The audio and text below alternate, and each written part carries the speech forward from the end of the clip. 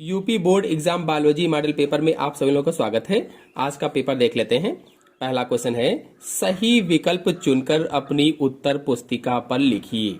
सही विकल्प चुनना है। तो इसमें से पहला है, एल्ब्यूमिन रहित बीज किसमें उत्पादित होते हैं। एल्ब्यूमिन रहित बीज, एल्ब्यूमिन मतलब अभ्रूणपोषी बीज होते हैं। एल्ब्यूमिन का मतलब क्या होता है, अभ्रूणपोषी बीज रहित, जो अभ्रूणपोषी जो बीज होते हैं, यानी द्विबीजपत्री जो पौधे होते हैं, द्विबीजपत्री पौधों के जो बीज होते हैं उसमें एल्ब्यूमिन नहीं पाया जाता है। अब देखिए, जो मक्का है ये एक बीजपत्री है, अरंडी एक बीजपत्री है, गेहूं एक बीजपत्री है, लेकिन जो मटर है ये द्विबीजपत्री है, इसीलिए इसमें ऑप्शन सही होगा डी, मटर। फिर नेक्स्ट है, जल प्रदूषण का सामान्य जीव सूचक है। जल प्रदूषण का सामान्य जीव सूचक कौन सा होता है। चार ऑप्शन आपके सामने दिए गए हैं, इसमें से ऑप्शन सही होगा सी, ई कोलाई होता है। ई कोलाई, आपको बता दें, जब जल में ई कोलाई अधिक बढ़ जाते हैं, जब ये अधिक बढ़ जाते हैं तो अधिक बढ़ने पर क्या होता है कि समझ लो कि जल प्रदूषण हो गया। इनकी संख्या अगर जल में अधिक बढ़ी तो समझ लो जल प्रदूषण हो गया।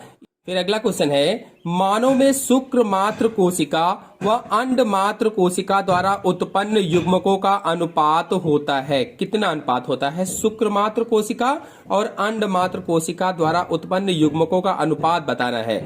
तो डी वाला सही होगा, 4:1 होता है। क्योंकि जो शुक्र जनन होता है, शुक्र जनन यानी स्पर्मेटोजेनेसिस जो होती है, उसमें एक स्पर्मेटोसाइड से 4 शुक्राणुओं का निर्माण होता है, 4। जबकि जो अंड जनन होता है, अंड जनन में एक ऊ साइड से एक ही अंडा बनता है, इसीलिए ये 4:1 सही होगा। फिर नेक्स्ट क्वेश्चन है, निम्नलिखित में से कौन सा एक प्रतिबंधन एंडोन्यूक्लियेज है। प्रतिबंधन एंडोन्यूक्लियेज बताना है। प्रोटीएज, डीएनएज, आरएनएज और हिंद सेकंड। ये 11 नहीं है, सेकंड है, टाइपिंग में थोड़ा सा प्रॉब्लम हो गई है। तो यही ऑप्शन यानी कि जो डी वाला ऑप्शन है ये सही होगा, हिंद सेकंड।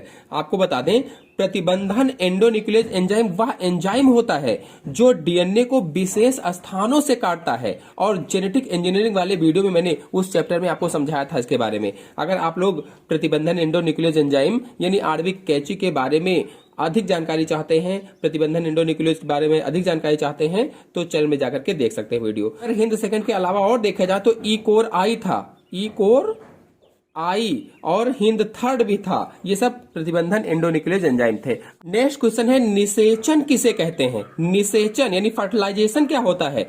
तो जब नर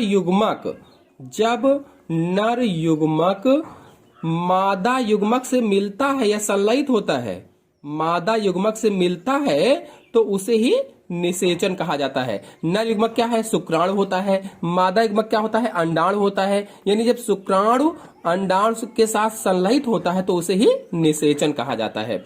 वंशागति के क्रोमोसोमवाद को किसने प्रस्तावित किया था। क्रोमोसोमवाद को तो सटन व बावेरी ने क्रोमोसोमवाद को प्रस्तुत किया था, यह क्रोमोसोमल सिद्धांत को दिया था। बाद में जो मार्गन थे, मार्गन ने इस सिद्धांत की पुष्टि की थी, बाकी दिया सटन और बावेरी ने था। फिर नेक्स्ट क्वेश्चन है, इम्यूनिटी शब्द का क्या अर्थ है। तो इम्यूनिटी का मतलब होता है प्रतिरक्षा और रोगों से लड़ने की जो क्षमता होती है, रोगों से लड़ने की क्षमता जो होती है उसे ही प्रतिरक्षा कहा जाता है अथवा इम्यूनिटी कहा जाता है। फिर नेक्स्ट क्वेश्चन है, डीएनए खंडों को पृथक करने के लिए किस विधि का प्रयोग किया जाता है।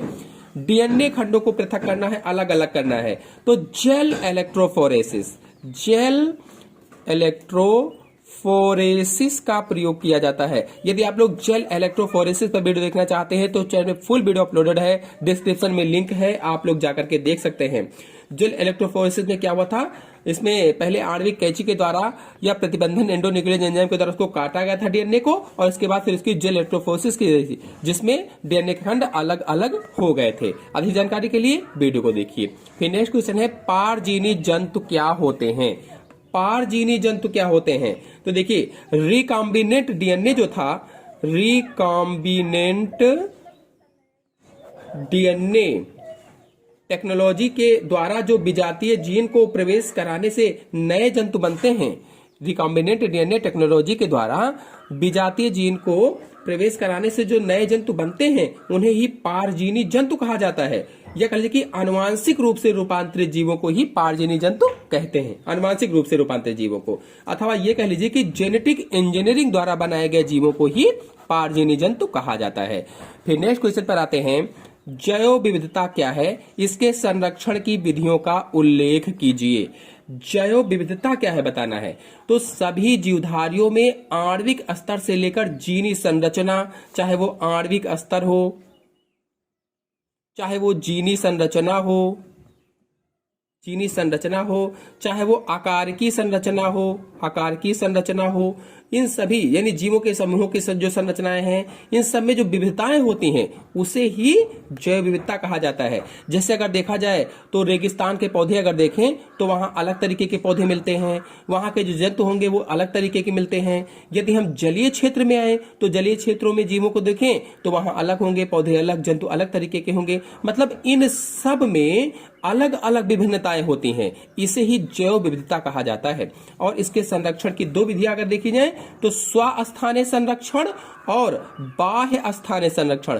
स्वस्थानीय संरक्षण का मतलब है कि उनके खुद प्राकृतिक आवास में उनका संरक्षण किया जाए, जहां वो रह रहे हैं उसी आवास में उनका संरक्षण किया जाए। और बाह्य स्थानीय संरक्षण का मतलब है कि वहां से उठाकर उनको अलग स्थानों में ले जाया जाए। तो स्वस्थानीय संरक्षण में देखा जाए तो राष्ट्रीय उद्यान जो होते हैं, वन्य जीव जो अभयारण्य होते हैं, ये आते हैं। और अगर बाह्य स्थानीय संरक्षण में देखा जाए तो जो चिड़ियाघर है, वनस्पति उद्यान है, जीन बैंक है, ये सब बाह्य स्थानीय संरक्षण में आते हैं। फिर नेक्स्ट क्वेश्चन है, जैव प्रौद्योगिकी तकनीक द्वारा उत्पन्न फसल को क्या कहते हैं। जैव प्रौद्योगिकी तकनीक के द्वारा उत्पन्न फसल को क्या कहा जाता है, प्रश्न पूछा गया है। और इस तकनीक द्वारा उत्पन्न फसलों के दो लाभ बताना है। तो देखिए, जैव प्रौद्योगिकी के द्वारा उत्पन्न फसलों को बीटी फसलें या जेनेटिक मॉडिफाइड फसलें होती हैं। जो बीटी फसलें होती हैं ये जेनेटिकली मॉडिफाइड फसलें होती हैं, उन्हें जेनेटिकली मॉडिफाइड फसलें या बीटी फसलें कहा जाता है। जैसे सुनहरा चावल था, गोल्डन राइस जिसको कहते हैं, बीटी कपास है, बीटी मक्का है। और इनसे अगर तकनीक द्वारा उत्पन्न फसलों के दो लाभ देखे जाएं तो उत्पादन क्षमता बढ़ जाती है, उत्पादन क्षमता बढ़ती है और कोई भी रोग नहीं लगता है, क्योंकि कीड़कनाशी होती हैं। कीड़कनाशी होती है तो कोई भी रोग नहीं लगता है, कोई भी कीड़ा मकोड़ा इसमें नहीं लगता है। फिर है जेनेटिक कोड किसे कहते हैं। जेनेटिक कोड तो देखिए, डीएनए अणुओं के द्वारा या डीएनए मॉलिक्यूल में स्थित जो नाइट्रोजनस क्षार होते हैं, उन नाइट्रोजनस क्षारकों का वह अनुक्रम जिसमें प्रोटीन अणुओं के संश्लेषण का संदेश निहित रहता है, संदेश समाहित रहता है, उसे ही जेनेटिक कोड कहा जाता है या आनुवांशिक कोड कहा जाता है। यानी डीएनए अणुओं में स्थित नाइट्रोजनस क्षारकों का वह अनुक्रम जिसमें प्रोटीन अणुओं के लिए संदेश निहित रहता है, उसे ही जेनेटिक कोड या आनुवांशिक कोड भी कहते हैं। आनुवांशिक कूट भी कहा जाता है हिंदी में। इस पर मेरे चैनल में वीडियो अपलोडेड है, डिस्क्रिप्शन में लिंक है, आप लोग जाकर के डिटेल से समझ लीजिए, इंपॉर्टेंट क्वेश्चन है। फिर नेक्स्ट है, बंध्यता को जीवनक्षम संतति ना पैदा कर पाने की अयोग्यता के रूप में परिभाषित किया गया है और यह सदैव स्त्री के दोषों के कारण होती है। यह सही क्यों नहीं है, प्रश्न यहां पर है, यह सही क्यों नहीं है।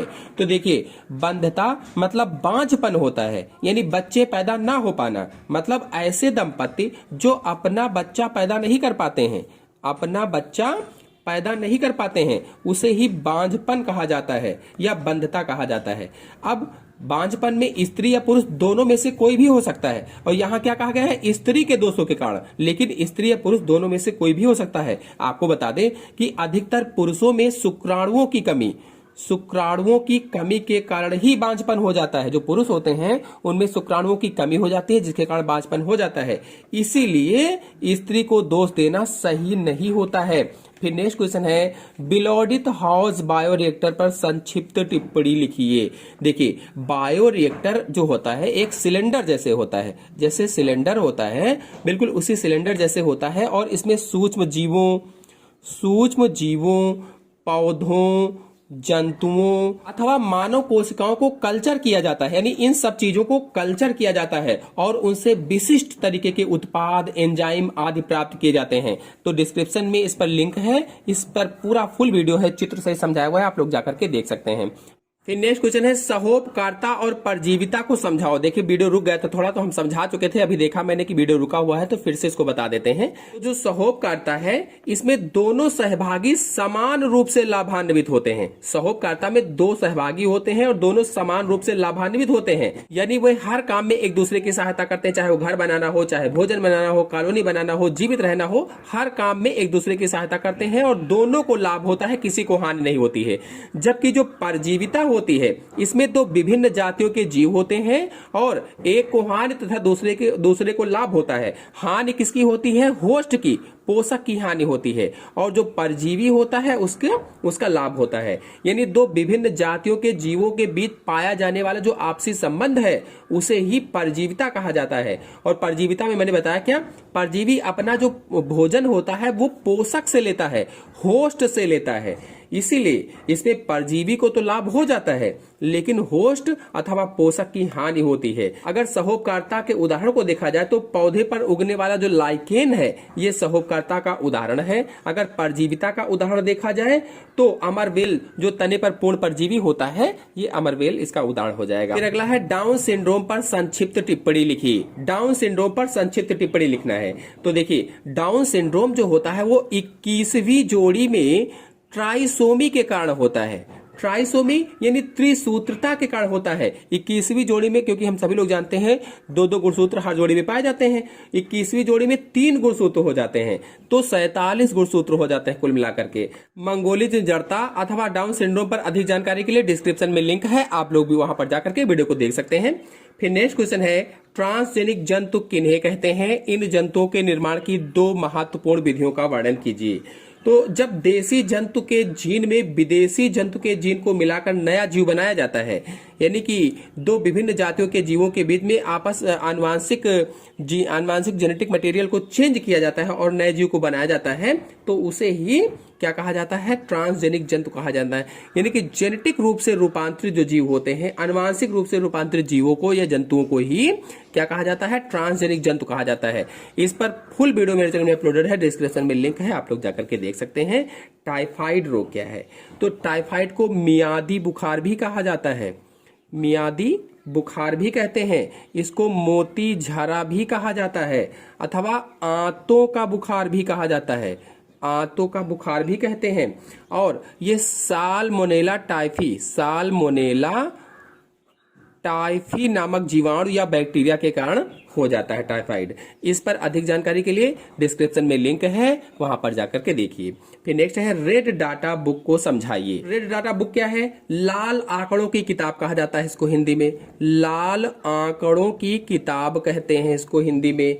और यह पुस्तक 7वीं पंचवर्षीय योजना में प्रकाशित की गई थी। 7वीं पंचवर्षीय जो योजना थी उसमें इसको प्रकाशित किया गया था इस पुस्तक को। और इसमें है क्या? तो देश की समस्त जंतुओं और पौधों की क्षति आशंकित जातियों की लिस्ट है इसमें, जो क्षति आशंकित जातियां हैं उनकी लिस्ट है इसमें। तो रेड डाटा बुक पर मेरे चैनल में वीडियो अपलोडेड है, डिस्क्रिप्शन में लिंक है, आप लोग जाकर के देख सकते हैं। फिर टीकाकरण को परिभाषित कीजिए। टीकाकरण क्या है? वैक्सीनेशन क्या है? बहुत अच्छे से चित्र सहित मैंने समझाया हुआ है, डिस्क्रिप्शन में लिंक है, आप लोग जाकर के देख सकते हैं। परागण किसे कहते हैं? वायु परागण की विधि को समझाइए। तो देखिए परागण क्या है? पॉलिनेशन क्या होता है? जब एक पुष्प के परागकण निकलकर उसी पुष्प अथवा किसी दूसरे पुष्प के वर्तिकाग्र पर पहुंचते हैं तो उसे ही परागण कहा जाता है अथवा पॉलिनेशन कहा जाता है। और वायु परागण की विधि को समझे तो डिटेल में लिखना है, डिस्क्रिप्शन में लिंक है, वीडियो देख लीजिए, समझ में आ जाएगा, बहुत ही अच्छे से समझाया गया है। फिर नेक्स्ट क्वेश्चन है मानव के अंडाशय की अनुप्रस्थ काट का नामांकित चित्र बनाइए। तो देखिए चित्र हम दिखा रहे हैं, ये जो चित्र आप देख रहे हैं ये मानव के अंडाशय की अनुप्रस्थ काट का चित्र है, यानी कि स्त्री के अंडाशय की अनुप्रस्थ काट का चित्र है। बिल्कुल ऐसे बनाना इंपॉर्टेंट भी है। नेक्स्ट क्वेश्चन है डीएनए के वाटसन और क्रिक मॉडल को समझाइए। यानी डीएनए का द्विकुंडलिनी मॉडल आपको समझाना है, वाटसन और क्रिक वाला। डिस्क्रिप्शन में लिंक है, अच्छे से समझा सकते हैं, बहुत ही सरल भाषा में बताया गया है। फिर नेक्स्ट है द्वितीयक वहितमल उपचार क्या है, यह किस प्रकार किया जाता है? तो इस पर भी चैनल वीडियो अपलोडेड है, आप लोग देख सकते हैं। अपरा क्या है? अपरा यानी प्लेसेंटा होता है, प्लेसेंटा जो बच्चा होता है इसके चारों ओर जो एक लेयर होती है, झिल्ली होती है, उसे कहा जाता है। और चित्र सही समझाया हुआ है, डिस्क्रिप्शन में लिंक है, इसको भी आप वहां से देख सकते हैं। यहाँ बताने से वीडियो बहुत बड़ा हो जाएगा। फिर डीएनए फिंगरप्रिंटिंग क्या है, इसकी उपयोगिता पर संक्षिप्त टिप्पणी लिखिए। बहुत ही सरल विधि से मैंने समझाया हुआ, एक बार आप देखेंगे तुरंत समझ में आ जाएगा और कभी भूलेंगे नहीं। डिस्क्रिप्शन में लिंक है, आप लोग जाकर के वहां से देख सकते हैं। फिर आते हैं नेक्स्ट क्वेश्चन पर। नेक्स्ट क्वेश्चन है, निम्न पर संक्षिप्त टिप्पणी लिखिए। जीन चिकित्सा किसे कहते हैं? जीन चिकित्सा पर संक्षिप्त टिप्पणी लिखनी है। फिर प्रतिरक्षी मध्यस्थ प्रतिरक्षा प्रणाली पर संक्षिप्त टिप्पणी लिखनी है। जीन चिकित्सा 2 नंबर का है, प्रतिरक्षी मध्यस्थ प्रतिरक्षा 3 नंबर का है, तो दोनों पर टिप्पणी लिखना है। तो इस पर चैनल में वीडियो अपलोडेड है, डिस्क्रिप्शन में लिंक दी है, आप लोग जाकर के देख सकते हैं। अगर ये प्रश्न नहीं करते हैं तो अथवा लगा हुआ है, इन दोनों को छोड़ दीजिए। आनुवांशिक रोग किसे कहते हैं? जेनेटिक डिसीजेस क्या होती हैं? किसी एक आनुवांशिक रोग के बारे में विस्तार से बताइए। तो देखिए, वर्णांधता, हीमोफीलिया और भी बहुत सारे रोग मैंने बताए हुए हैं, समझाए हुए हैं, डिस्क्रिप्शन में लिंक है, आप लोग जाकर के देख सकते हैं। फिर है अनुकूलन किसे कहते हैं? एडॉप्टेशन क्या होता है? और मरस्थलीय पौधों में अनुकूलन को समझाए, चित्र सहित समझाया हुआ है। अनुकूलन क्या है, मरस्थलीय पौधों में अनुकूलन को भी चित्र सहित समझाया, बहुत ही सरल भाषा में आप जाकर के देख सकते हैं। फिर अगर ये आप नहीं आता है, नहीं करना चाहते हैं, तो अथवा लगा है, अनुलेखन की क्रियाविधि को दीर्घीकरण अवस्था का सचित्र वर्णन, डिस्क्रिप्शन में लिंक है, देख लीजिए। मानव जीनोम प्रोजेक्ट क्या है, इससे क्या होता है? तो मानव जीनोम प्रोजेक्ट क्या है और इसके उपयोग बताना है। क्या होता है मैंने इसके उपयोग लिखना है।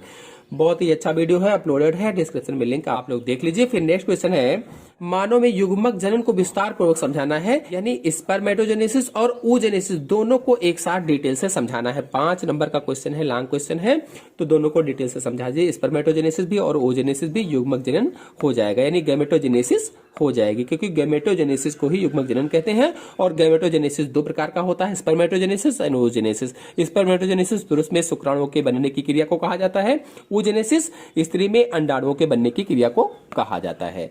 आशा है आप लोगों को वीडियो पसंद आया होगा। वीडियो पसंद आया हो तो लाइक और शेयर कीजिए। चैनल पर नए हैं तो चैनल को सब्सक्राइब कर लीजिए। धन्यवाद।